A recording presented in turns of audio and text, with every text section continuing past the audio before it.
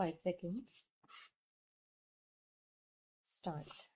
Madam Deputy Chairman, I rise to support the bill which has been moved by the Honourable Minister of State in the Ministry of Home Affairs. This bill incorporates certain sentiments which the country holds so dear as far as the office of President is concerned, and also incorporates the faith of the people in themselves that when they will elect a president, the person who would be occupying the high post would be a person who would have not only the love and affection of the people but would be, as the Honourable Minister pointed out, a dedicated politician whose whole life is dedicated to the service of the nation before he became the President, during his occupation of the office of President, and even after he retired from that office. It is this confidence of the people in themselves and the high love and affection which they hold for this office which have resulted in this particular bill being considered by the House at the present moment. The Honourable Minister has pointed out that the President who has just retired has fulfilled all the requirements which are the basis of this particular measures and the measure which was passed in 1951. I wish that he had mentioned the last Governor General also, to whom both the measures apply. Whether we may agree or may not agree with the last Governor General on some of the political views that he holds, there can be no two opinions that the last Governor General was also an illustrious son and is an illustrious son of this country and deserves all the consideration, all the love, and all respect of the country which are being incorporated in the present measure and were incorporated in the 1951 Act.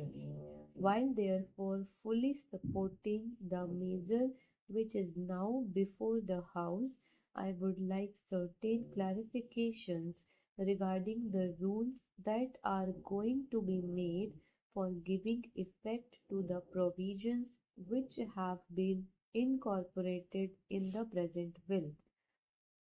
In the statement of objects and reasons, we are told that a person holding the high office of President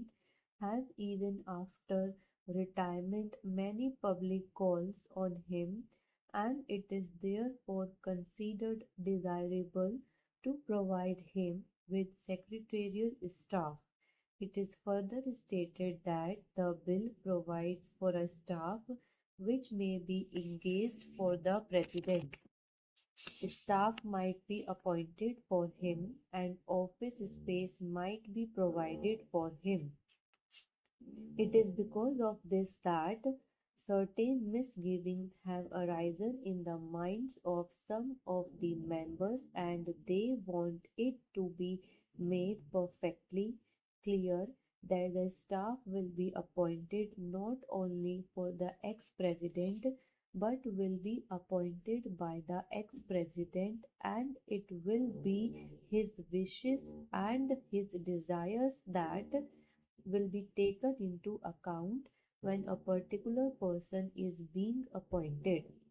Also, regarding the office which is engaged for him, his wishes should be taken into account so that he knows we would be a convenient place for him and he may to get that place. Another reason for insisting on what I consider to be an important detail is that If the government appoints the staff for the ex-president, then automatically they become government servants because they have been appointed by the government. It may be that in the rules a clarification might be attempted whereby they may be exempted from some of the service conduct rules which are applicable to normal government servants. But even there, it will be much better that this should not be left in any doubt and that these persons that are appointed to assist the ex-president in his secretarial tasks are appointed by the ex-president himself. They would be the staff of the ex-president and would not be appointed by the government for the ex-president and would not be government servants. This point ought to be made quite clear so that the ex-president has got all the right of determining the service conditions of the people appointed by him, of course subject to the overall limit which has been provided and to my mind rightly provided in the bill. Within then overall limit perhaps it will be much better to leave the rest of the matter to the President himself so that we may also express our further confidence in the President to the effect that he would utilize it with discretion and with all sense of responsibility and fair play and taking into account the interest of the public exchequer too.